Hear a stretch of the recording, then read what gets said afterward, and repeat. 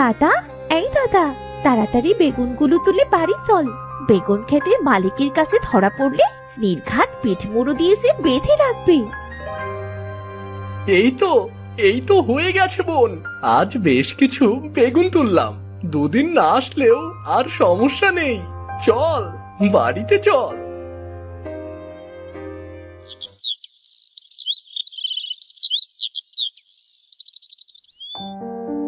দিনু একজন গরিব চাষি। তার মাঠে সামান্য কিছু জমি ছিল। সেই জমিতে বেগুন চাষ করে সে কোনো রকমে সংসার চালাতো।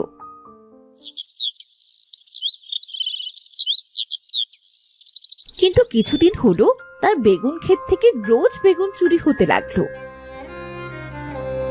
তাই সে আজ সকালে মাঠে এলো বেগুন ক্ষেত পাহারা দিতে।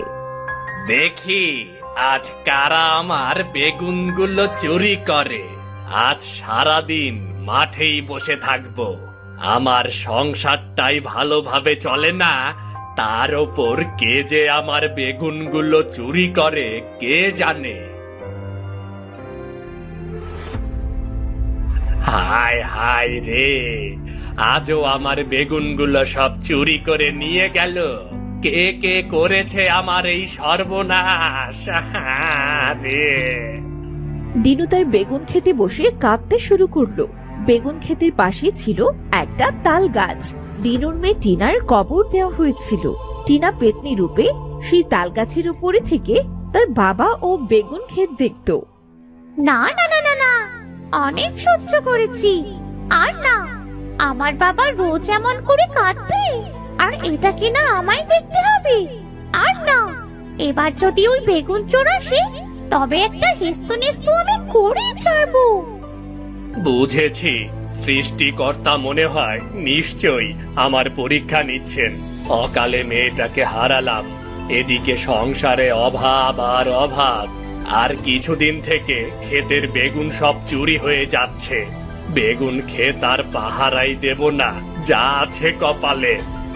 দিনু ক্ষেত থেকে উঠে বাড়ি ফিরে এলো।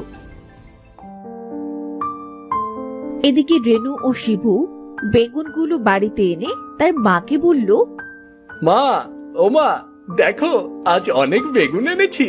তুমি রান্নার জন্য কিছু বেগুন বাড়িতে রাখো, আর বাকিগুলো আমি হাটে বিক্রি করে আসি।